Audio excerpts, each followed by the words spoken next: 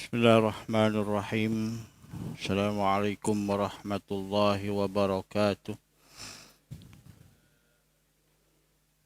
Kita mulakan dengan umul kitab Al-Fatihah. A'udzubillahi minasyaitonirrajim. Bismillahirrahmanirrahim.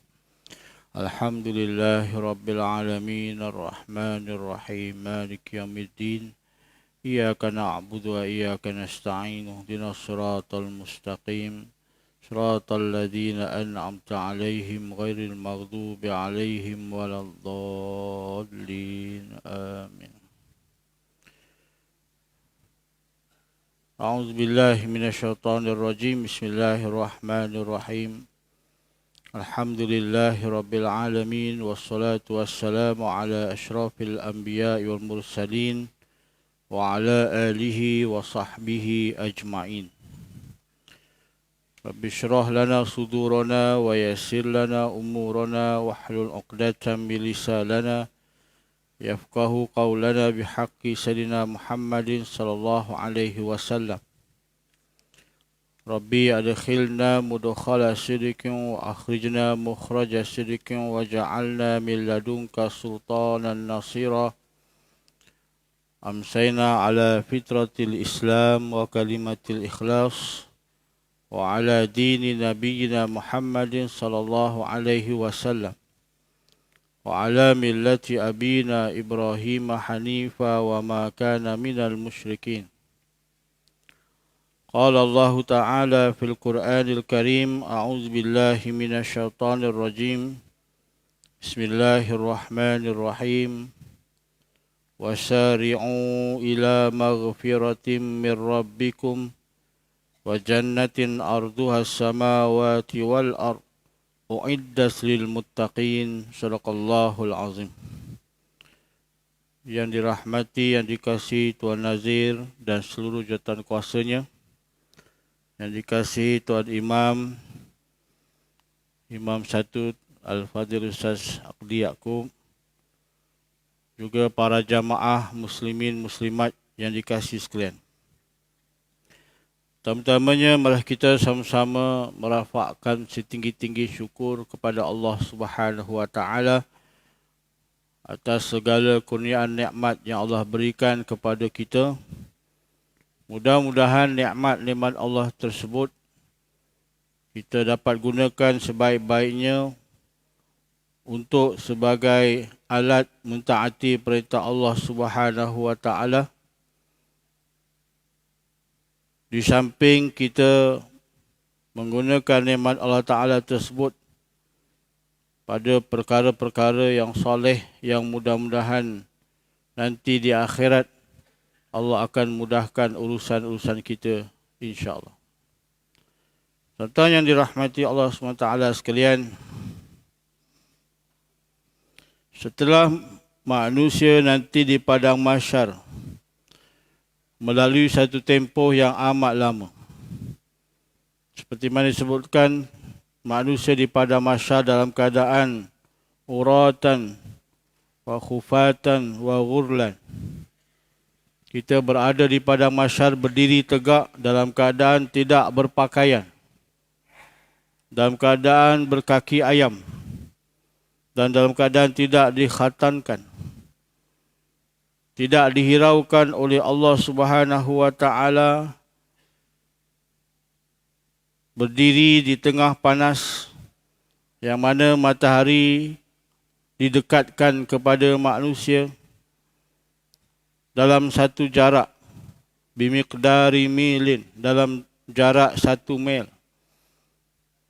Maknanya matahari didekatkan kepada ahli mahsyar dalam satu tempoh yang lama, mungkin ratusan tahun, jutaan tahun, tidak dihiraukan oleh Allah Subhanahu wa taala. Sampailah satu masa yang hanya Allah Ta'ala sahaja yang tahu.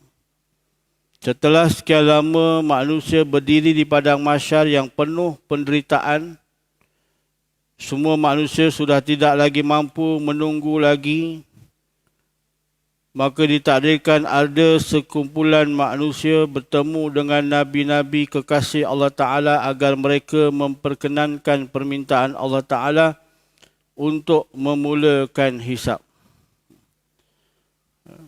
Dalam keadaan manusia di padang mahsyar nanti kehausan yang amat sangat, tidak ada air untuk minum, dalam keadaan kelaparan, tidak ada makanan untuk dimakan, dalam keadaan kepanasan berpeluh-peluh sampai tenggelam, ditenggelamkan dengan peluhnya, dalam kadar fi yaumin kana miqdaru khamsina alfa sanah, satu hari bersama 50,000 tahun. Mungkin kita akan berdiri padang mahsyar dalam keadaan ratusan ataupun jutaan tahun. Mudah-mudahan kita termasuk golongan hamba-hamba Allah Ta'ala yang mendapat naungan rahmat Allah Ta'ala di padang mahsyar. Sampai satu masa ada sekumpulan manusia yang bertemu dengan kekasih-kekasih Allah Ta'ala. Mohon supaya mereka ini bertemu dengan Allah Ta'ala untuk memulakan hari penghisaban. Dalam hadis yang panjang saya ringkaskanlah. Mereka bermula dengan Nabi Adam alaihissalam. Bertemu dengan Nabi Adam. Nak mencari Nabi Adam pun tuan-tuan, tak semua orang kenal. Kita pun tak pernah nampak Nabi Adam. Nak mencari para Nabi, para Rasul itu pun makan ribuan tahun. Bertemu dengan Nabi Adam, ya Nabi Allah, wahai kekasih Allah Ta'ala, mohonlah Tuhan bertemu dengan Allah Ta'ala, mohon supaya dimulakan hari penghisaban, Kerana sudah terlalu lama manusia berada di padang mahsyar. Maka Nabi Adam AS berkata, hari ini Allah adalah hari yang Allah penuh dengan kemurkaan. Allah amat murka pada hari ini. Tidak pernah ada kemurkaan yang lebih dahsyat melainkan pada hari kiamat ini. Allah begitu marah, Allah begitu murka dan aku malu untuk bertemu Allah Ta'ala. Mengenangkan kesilapan dan dosanya ketika suatu masa baginda pernah melanggar perintah Allah Ta'ala untuk tidak memakan buah khuldi. Tapi baginda dan Hawa telah makan buah khuldi, maka dia rasa malu dengan dosanya itu. Pergilah bertemu dengan Nabi yang lain. Kerana aku ni engkau. Nafsi, aku engkau. Pergilah jumpa Nabi yang lain. Maka kumpulan manusia ni tuan-tuan bertemulah dengan Nabi-Nabi yang lain. Nabi Nuh, Nabi Musa, Nabi Ibrahim, Nabi Harun.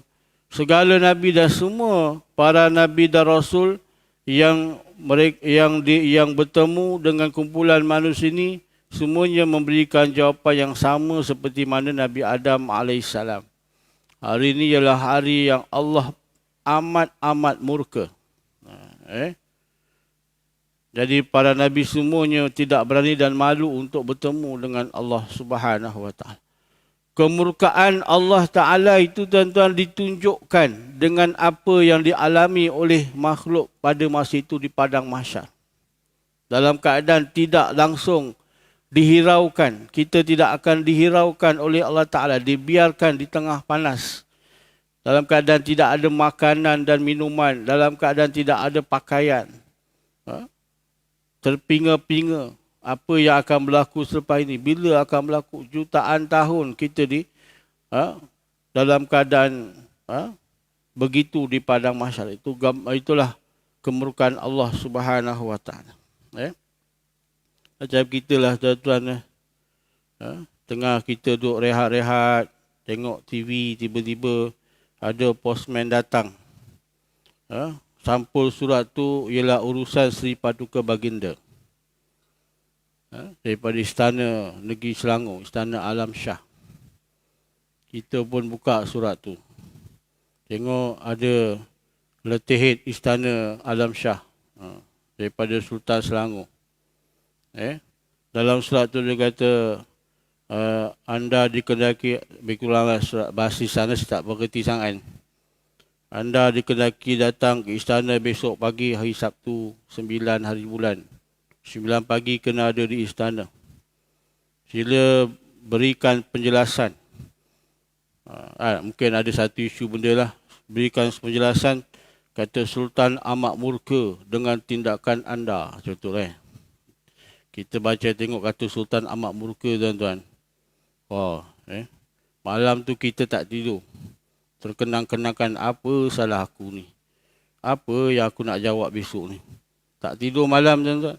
Memikirkan. Kalau Sultan tak ampunkan, tak maafkan yang agak-agak apa hukuman. Masuk lokap ke. Masuk penjara ke. Buang negeri ke. Kan? Bila jumpa tuan-tuan besok tuan-tuan, kita akan berhati-hati. Jangan sampai silap. Cakap tu kena berhati-hati. Silap cakap, dia tengah marah. Sultan tengah marah tu kan. Kita tersilap cakap, lagilah melenting. Lagi marah tu. Kan? Itu contoh mudah nak faham lah. Kan? Di hari akhirat besok tuan-tuan, Allah amat murka. Para Nabi dan Rasul tak berani nak jumpa Allah Ta'ala. Kerana Allah begitu murka. Takut-takut Allah tengah murka, Allah mungkin sebutkan kesalahan-kesalahan Allah. Kan? Hinggalah tuan-tuan yang dirahmati Allah Subhanahu Wa Ta'ala, kumpulan manusia ini bertemu dengan Nabi Muhammad sallallahu alaihi wasallam. Para Nabi dan Rasul kemudian mengarahkan semua manusia supaya menemui kekasih Allah Ta'ala, pemilik wasilah dan syafaat terbesar, baginda Muhammad sallallahu alaihi wasallam. Maka kumpulan manusia itu kemudiannya melaksanakan cadangan tersebut. Imam Al-Bukhari dan Muslim meriwayatkan bahawa baginda sallallahu alaihi wasallam segera berjalan ke arah Arash lalu bersujud dan memuji Allah Ta'ala dengan puji-pujian yang belum pernah baginda ucapkan sebelum ini. Allah SWT lalu berfirman, wahai Muhammad, angkat kepalamu, mintalah, aku akan mengkabulkan. Rasulullah SAW segera meminta untuk dimulakan hisab. Itu yang syafaatul uzma.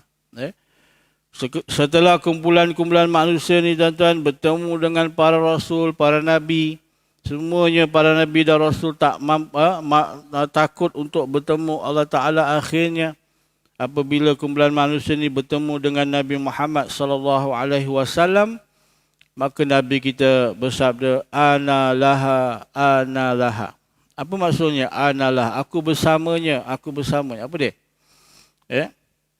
Kerana Nabi SAW telah ditawarkan dua tawaran dan pilihlah salah satu. Tawaran yang pertama, Nabi ditawarkan oleh Allah Ta'ala untuk sebahagian ataupun separuh umat Nabi Muhammad confirm masuk syurga. Itu tawaran yang pertama. Tawaran yang kedua, Allah Ta'ala menawarkan kepada Nabi kita Muhammad SAW, iaitulah syafaat. Syafaat, iaitulah menolong, menyelamatkan umat Nabi Muhammad SAW. Maka Nabi kita pilih yang kedua tuan-tuan, iaitulah syafaat. Sebab itulah bila kumpulan manusia sebut bertemu dengan Nabi, mohon supaya Nabi bertemu dengan Allah Ta'ala, maka Nabi kata, ana laha, aku bersamanya syafaat. Maka Nabi SAW bertemu dengan Allah Ta'ala, memuji dan memuji Allah Ta'ala dengan kalimah-kalimah yang cukup indah, yang tidak pernah disebutkan oleh mana-mana makhluk. Sehinggalah Allah perintahkan Nabi untuk bangkit. Maka Nabi kata, ya Rabb, ummati, wahai Tuhan, umatku. Nabi kita mohon pada Allah Ta'ala supaya disebut umatku. Maka Allah bertanya, apa yang kamu inginkan dengan umatmu? Iaitulah supaya dimulakan hari penghisaban. Ada riwayat menyatakan, Nabi bertanya pada malaikat Jibril, wahai Jibril, di mana umatku? Maka malaikat Jibril kata, di sekian tempat. Maka Nabi pun pergi kepada umat Nabi Muhammad SAW untuk memberikan syafaat. Maka Nabi mohon pada Allah Ta'ala untuk dimulakan penghisaban dan Allah kabulkan.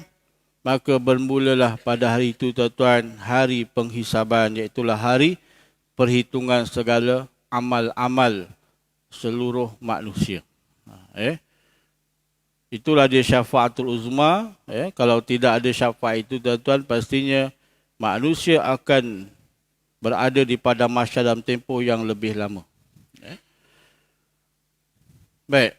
Setelah Allah Ta'ala mengabulkan permohonan sahibul wasilah Muhammad Rasulullah sallallahu alaihi wasallam untuk memulakan hisab, semua jantung manusia di padang mahsyar berdegup kencang. Satu persatu manusia dipanggil untuk menghadap Allah Subhanahu wa Ta'ala. Itu belum sampai tajuk ni kan? Saya tak tanda. Betul lah? Belum sampai ni. Okey.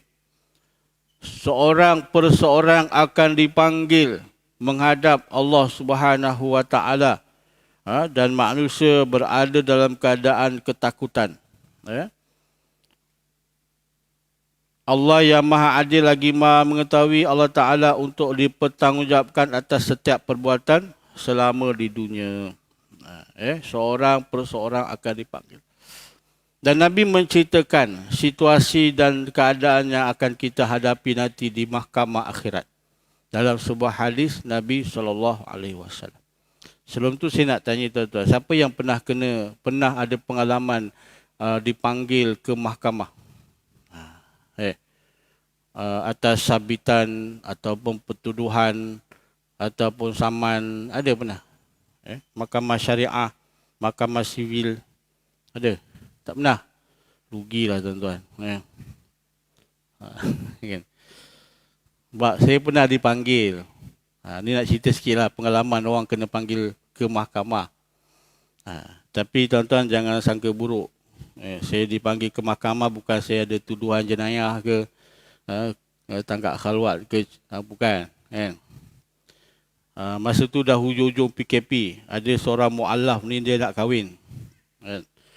Dia nak kahwin, jadi dia perlukan wali hakim.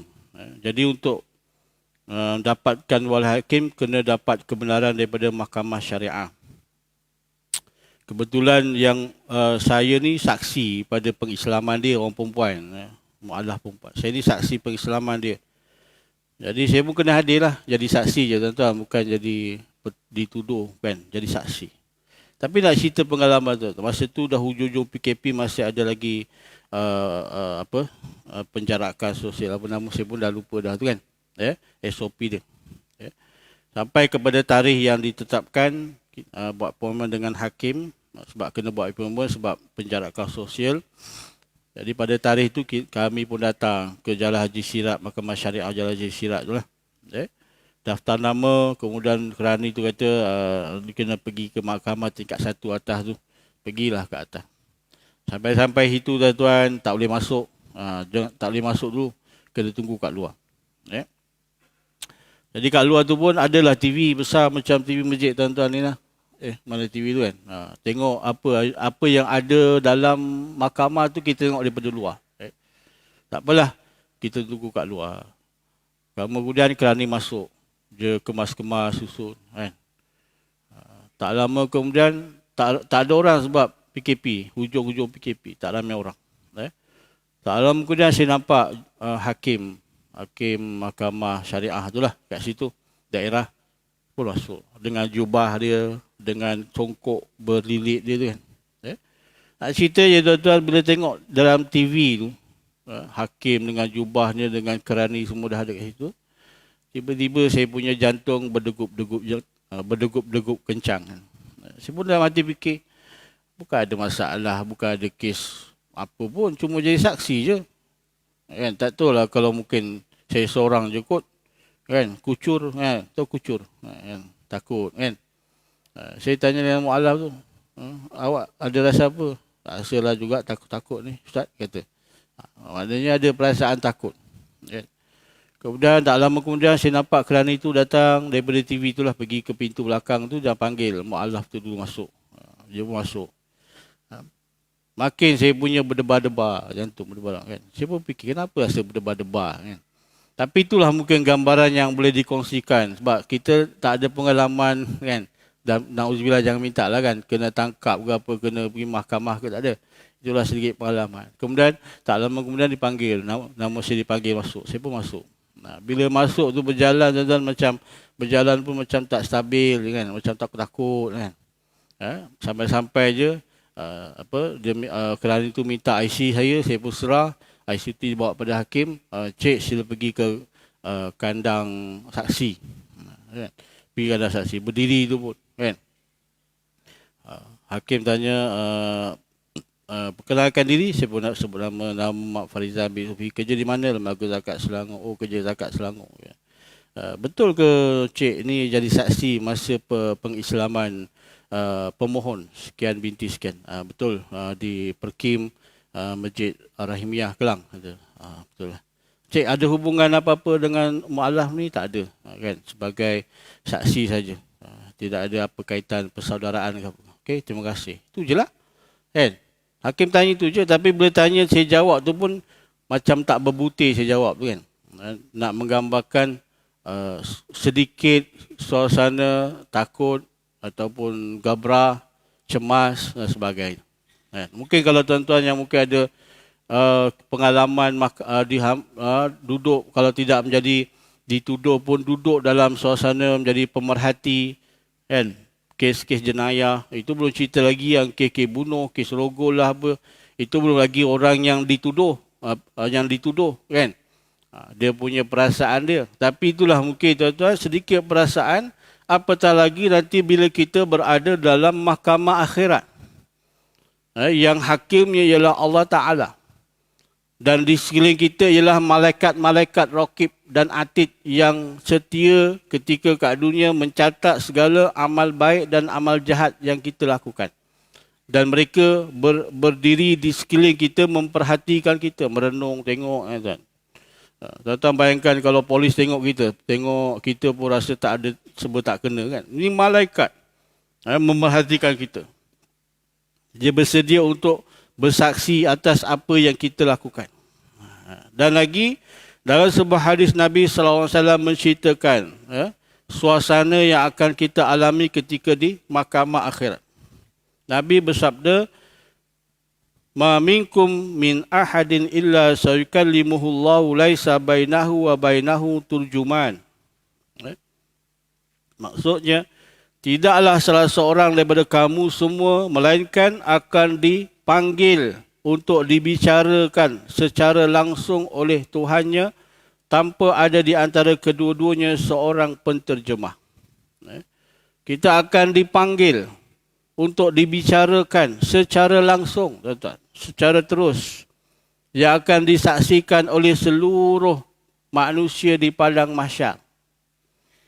Kalau di mahkamah dunia ni tuan-tuan, tak semua orang tahu. Mungkin yang datang ke mahkamah tu je yang dapat melihat perbicaraan itu. Mungkin kalangan saudara-saudara, orang terdekat, kawan-kawan. Itu pun terhad. Dan itu pun kes mahkamah atas kes tertentu saja. Di mahkamah di dunia ni dia tidak akan bicara semua kes. Dia akan kes tertentu yang ditangkap, yang dituduh. Itulah kan. Tapi nanti di mahkamah akhirat, kita akan menghadap Allah Ta'ala secara bersendirian. Dan perbicaraan itu akan disaksikan secara live, secara langsung oleh seluruh manusia di padang mahsyar. Dia akan dapat lihat segala perbuatan-perbuatan yang dilakukan oleh diri kita. Kemudian Nabi bersabda, "Fayanzuru aymana minhu fala yara illa ma qaddam wa yanzuru ash'ama minhu fala yara illa ma qaddam." Tidak ada yang dapat tanpa, dan dia memandang ke arah kanannya namun tidak melihat apa-apa kecuali amal perbuatan yang baik, pahala-pahalanya. Berdiri kita nanti di padang mahsyar dalam keadaan manusia uratan, dalam keadaan tidak berpakaian, dalam keadaan berkaki ayam, di hadapan Allah Ta'ala sampai disaksikan, dilihat oleh para malaikat. Kemudian di sebelah kanan manusia itu ialah segala pahala-pahala yang dikumpulkan sepanjang hidupnya. Dalam satu hadis lain menyebutkan, dilihat ada seperti peti-peti yang bercahaya. Amal soleh itu dinampakkan seperti peti-peti yang bercahaya, macam lampu-lampu bersinar cantik. Kan? Kita tengok alhamdulillah banyak pahala kan. Pahala sedekah, pahala zakat, pahala wakaf, pahala solat, pahala puasa, bagai-bagai. Ada orang pahalanya bergunung-gunung ganang. Kan? Pahala sedekah walaupun sebiji kurma pahalanya sebesar gunung. Orang berkekapan ni bukan pahala bersedekah sebiji kurma. Kan? Setiap malam tu tabung bergerak berapa ringgit bersedekah tu kan. Ikhlas. Pahalanya bergunung-ganang, alhamdulillah. Sonok. Kan? Kemudian Nabi sabda, wa yanzuru ash'ama minhu fala yara illa ma qaddam.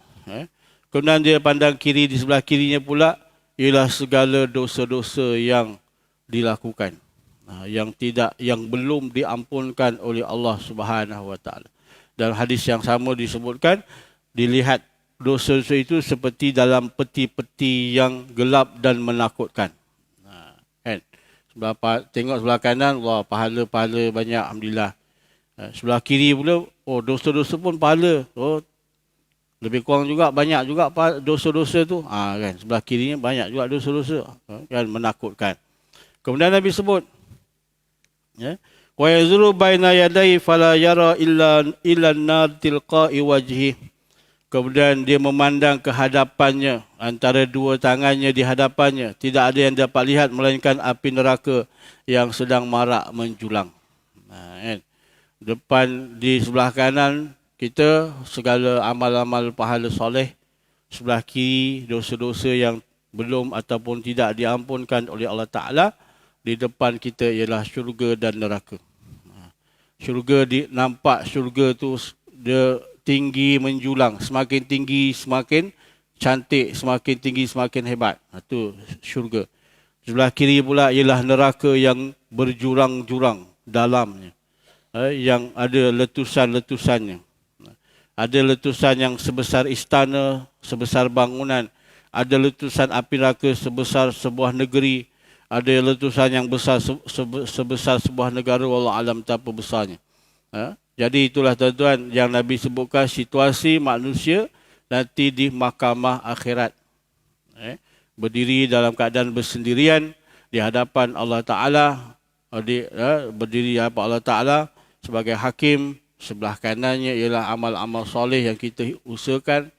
Sebelah kirinya ialah dosa-dosa yang belum ataupun tidak diampunkan. Dan di hadapan kita ialah syurga dan neraka. Dan dibicarakan secara terbuka, disaksikan oleh seluruh makhluk Allah Ta'ala di padang mahsyar. Jadi tuan-tuan yang dirahmati Allah Subhanahu wa Ta'ala, itu cara umumnya. Ya. Nanti sampai satu bab, ada 4 jenis manusia yang menghadapi mahkamah akhirat. Jadi secara umumnya begitu Nabi sebutkan. Tapi nanti ada keadaan-keadaan yang tertentu yang dialami oleh orang-orang yang soleh, orang-orang bertakwa, Muslim yang fajir, orang kafir dan munafik. Itu semuanya berbeza-beza keadaannya.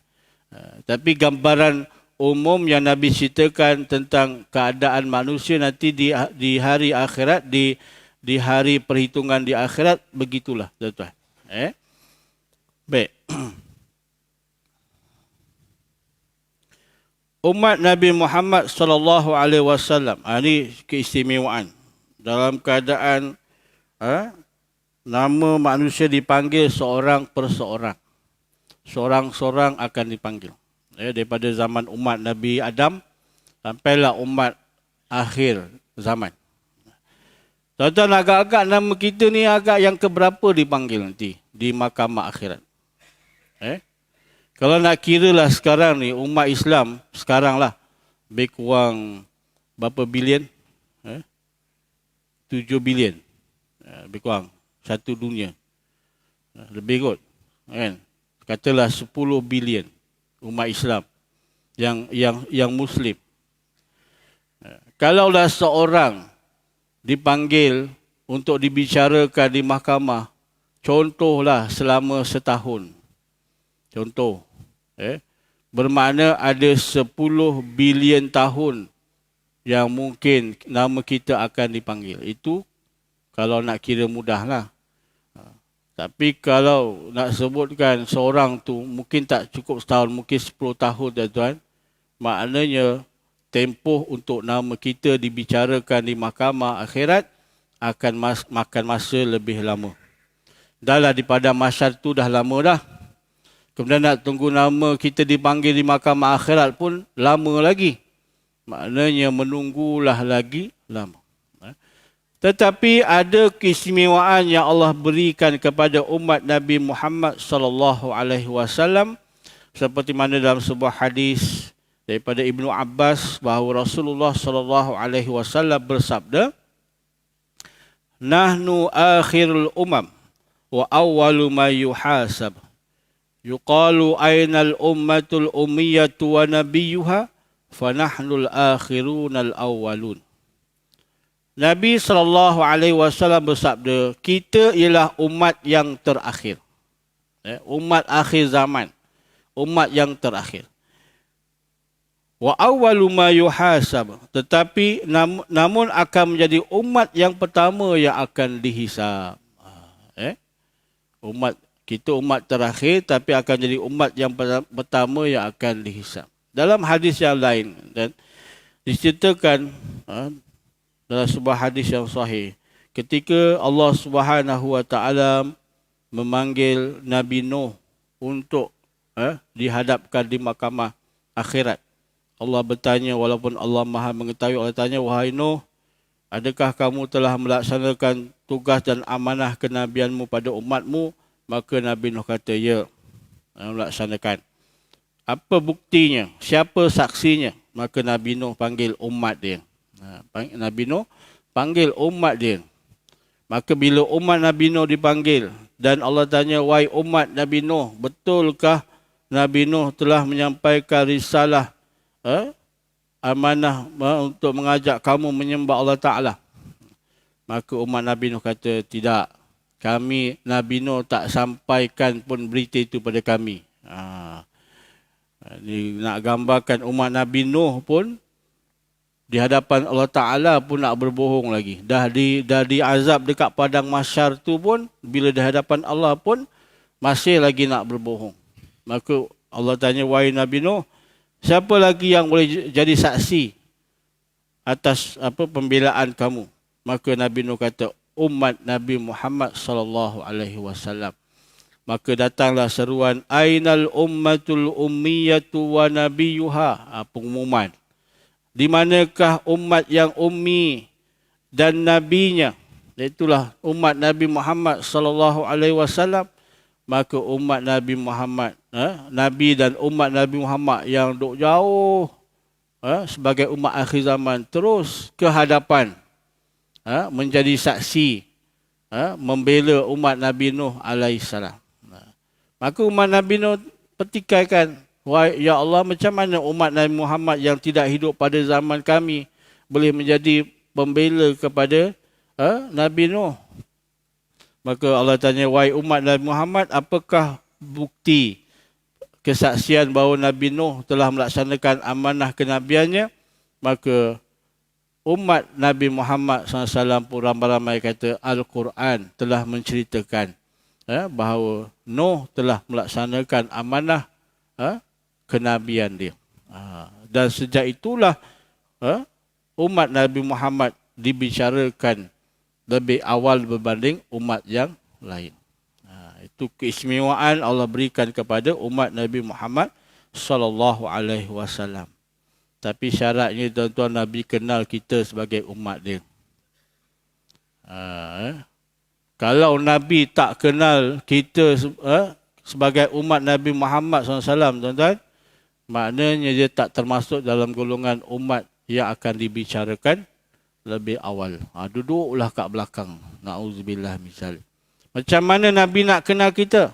Kita akan sampai nanti tajuk tu. Lama lagi tajuk tu. Baik, tapi kita nak tahu tentang mahkamah akhirat.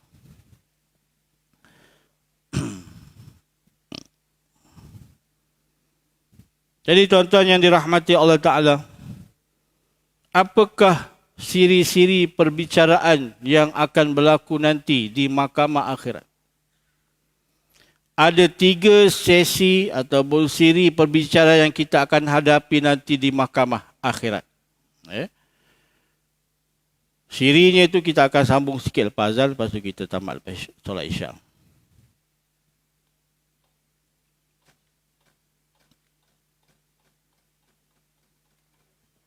A'udzubillahi minasyaitonirrajim. Bismillahirrahmanirrahim. Subhanallah walhamdulillah wa la ilaha illallah wallahu akbar wa la hawla wa la quwwata illa billahil aliyyil azim. Allahumma salli ala sayyidina Muhammad. Allahu ya karim.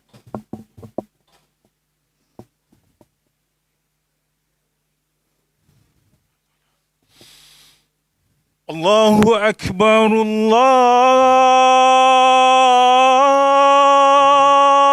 akbar. Allahu akbar,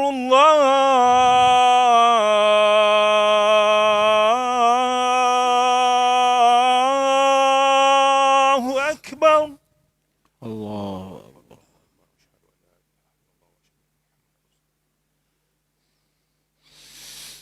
أشهد أن لا إله إلا الله.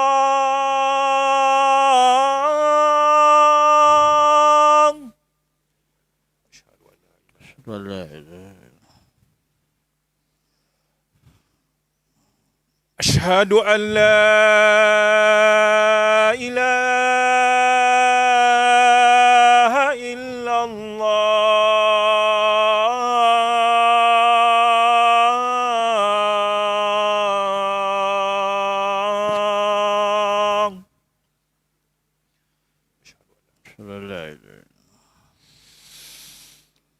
أشهد أن محمد رسول الله.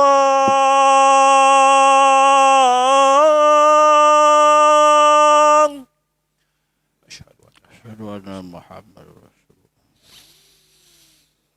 أشهد أن محمد رسول الله.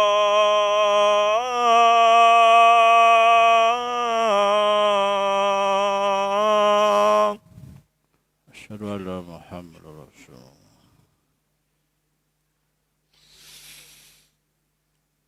حي على الصلاة.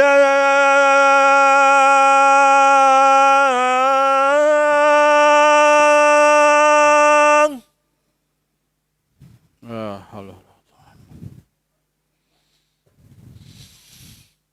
حي على الصلاة.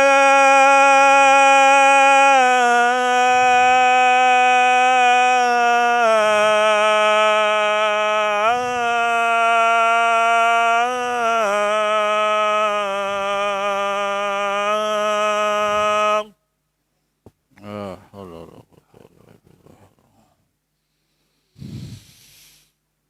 حي على الفلاح.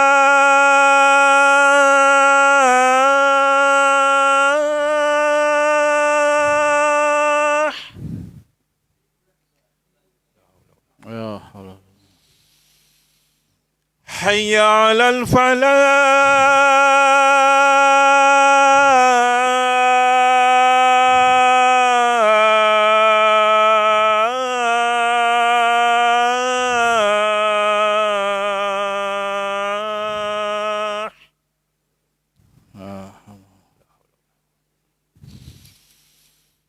الله أكبر، الله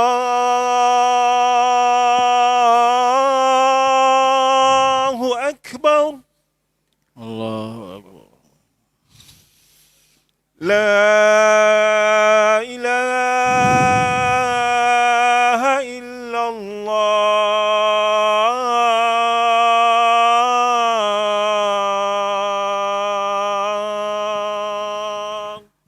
لا إله إلا الله ورب هذه الدعوة التامة والصلاة القائمة آتي سيدنا محمد وسيلته الفضيلة والشرف والدرجة العالية الرفيعة وبعثه مقاما محمودا الذي وعدته إنك لا تخلف الميعاد. Alhamdulillah. Serta mati Allah Ta'ala.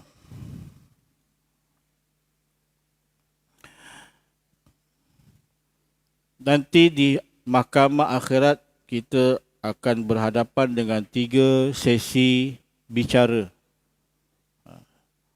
3 sesi perbicaraan ini ialah sesi yang amat dahsyat dan amat detail. وَمَنْ يَعْمَلْ مِثْقَالَ ذَرَّةٍ خَيْرًا يَرَهُ وَمَنْ يَعْمَلْ مِثْقَالَ ذَرَّةٍ شَرًّا يَرَهُ.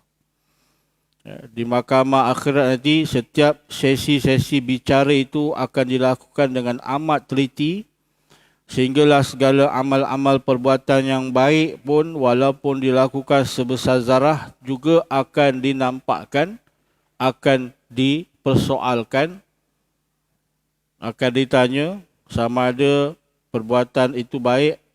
Begitu jugalah amal-amal kejahatan, maksiat dan dosa yang dilakukan walaupun sebesar zarah pun akan ditanya dan akan dihisap.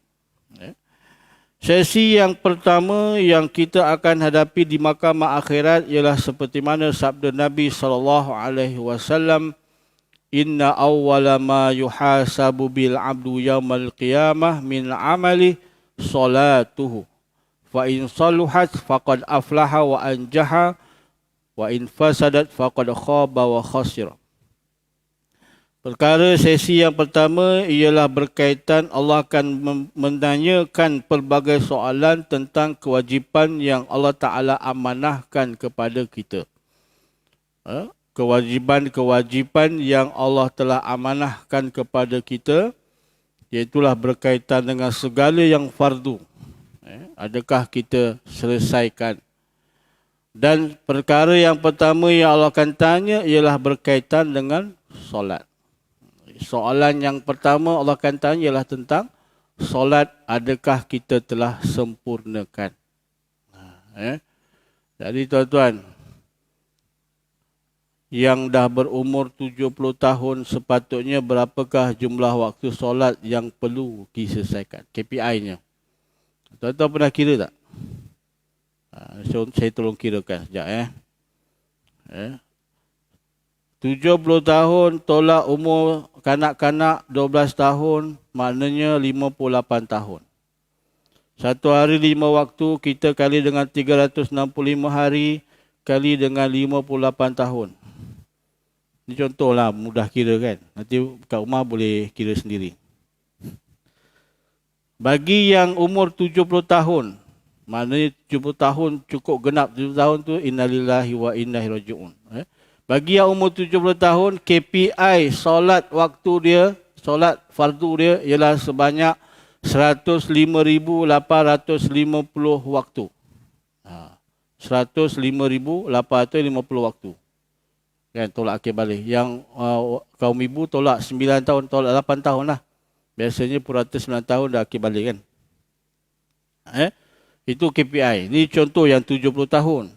Bagi yang 80, 90 tu, begitulah. 80 tahun tolak umur 12 tahun, kanak-kanak. Bakinya kali dengan 365 hari kali 5 lah. Kan? Lebih kurang. 105,850 waktu solat adakah disempurnakan sebaiknya? Satu persatu Allah tanya. Tuan-tuan, bila seseorang tu meninggal dunia, kalau dia tak sempat tunaikan zakat, ahli waris boleh tolong tunaikan. Kalau tak sempat berpuasa, ahli waris boleh tolong tunaikan puasanya. Kalau tak dapat puasa, buat fidyah, beras fidyah puasa. Kalau tak sempat tunaikan haji, ahli waris boleh tolong tunaikan badal haji. Kan? Bagi yang fardu. Tapi kalau puasa tuan-tuan, kalau ada orang tak sempat tunaikan puasa solat tuan-tuan, bagi orang yang masih hidupnya ada tertinggal solat dan dia tak sempat qada tuan-tuan, ahli waris tak boleh tolong tunaikan solat bagi pihak semati. Maknanya solat ni tanggungjawab individu. Zakat boleh tolong tunaikan, ahli waris, haji, puasa boleh, tapi solat tak boleh. Sebab itu tuan-tuan, kita kena pastikan supaya solat kita yang pertama tuan-tuan cukup kita tunaikan. Rasa-rasa dalam hidup kita tu pernah ada tertinggal, qada kan. Agak-agak ada kot tu qada lah, tak apa. Kalau ada, insya-Allah. Kalau tak ada pun maknanya kita dah usahakan yang terbaik. Kan? Ya. Zaman sekarang ni berapa ramai manusia yang tidak mementingkan solat dalam hidupnya. Kalau tengok pada anak-anak muda sekarang ni, anak-anak remaja kan, setakat mana mereka mengutamakan solat fardu 5 waktu itu dalam kehidupan. Bila bertembung dengan perkara-perkara yang dia rasa dia lebih suka, adakah dia mengutamakan apa yang dia suka ataupun mengutamakan solat bila sampai waktunya. Itu satu perkara yang perlu kita ambil muhasabah diri. Ada seorang ibu, dia mengadu pada seorang syekh, seorang tuan guru, "Wahai syekh, saya ada masalah. Anak saya ni susah untuk bangun solat subuh. Saya dah kejut dah tapi dia susah nak bangun. Apa nasihat tuan syekh untuk saya uruskan anak saya?" Maka tuan guru tu kata, "Wahai ibu, andai kata besok pagi ketika waktu ibu bangun, didapati rumah ibu terbakar. Habis terbakar. Dan bilik anak ibu tu pun sedang marak menyala, api menyala, panas. Dan ibu dapati anak lelaki ibu tu masih seronok tidur dekat atas katil. Walaupun dah rumah dah marak menyala. Apa yang ibu akan lakukan? Saya akan kejutkan dia untuk selamatkan diri. Kalau dia tak nak bangun, saya akan kejutkan dia sungguh-sungguh untuk supaya dia bangun dan selamatkan diri. Kalau dia tak nak bangun juga, saya akan seret kaki dia untuk selamatkan diri. Kalau dah diseret pun dia masih gejok juga, tak nak bangun, masih tidur juga, saya akan angkat dan pikul dia untuk selamatkan dia daripada terbakar." Maka tuan tu kata, "Wahai ibu, kalau begitulah sayang kita dengan anak untuk selamat daripada kepanasan api dunia, maka lebih-lebih lagi lah kita nak selamatkan anak kita daripada api neraka yang lebih panas daripada api dunia." Nak ceritanya tuan-tuan, kalau ada anak-anak yang lihat nak bangun solat tuan-tuan, kejut lah, buat macam siram pun siram lah tuan-tuan. Marah pun marah lah. Yang penting dia bangun untuk solat. Sebab kita nak selamatkan dia daripada api neraka. Soalan yang pertama Allah akan tanya ialah tentang solat. Wa in saluhat faqad aflaha wa anja. Kalau bab solat ni selesai, maka selesailah, berjayalah dia untuk soalan-soalan yang lain. Tapi kalau tentang solat ni, wa in fasadat faqad khaba wa khasira. Tapi bab solat ni tak selesai tuan-tuan, maka dia akan menjadi orang yang paling kecewa dan menyesal. Jadi tuan-tuan yang dirahmati Allah Ta'ala, cukup sekadar itu saja untuk malam ni. Siri yang pertama tentang soalan-soalan yang akan kita hadapi di padang mahsyar, di mahkamah akhirat. Tuan-tuan, kita masih lagi hidup atas dunia. Kita masih lagi menghirup udara nikmat Allah Ta'ala. Kita belum pergi lagi ke alam barzah dan apatah lagi alam akhirat yang amat dahsyat. Maka bermakna peluang untuk kita memperbetulkan diri kita dan bertaubat pada Allah itu masih terbuka.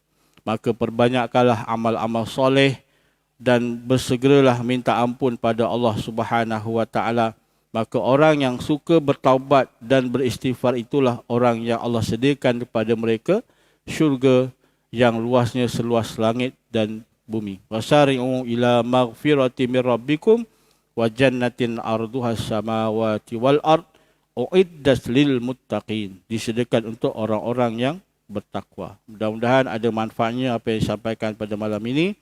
Dan sampaikanlah kepada teman-teman yang tidak dapat hadir bersama. InsyaAllah. Barakallahu li wa lakum fil Qur'anil azim. Wa nafa'ani wa iyyakum bima fihi minal ayati wa zikril hakim. Wa taqabbala minni wa minkum tilawatahu innahu huwas samiul alim. Aqulu qawli hadza wa astaghfirullahal azim li wa lakum. Wassalamualaikum warahmatullahi wabarakatuh.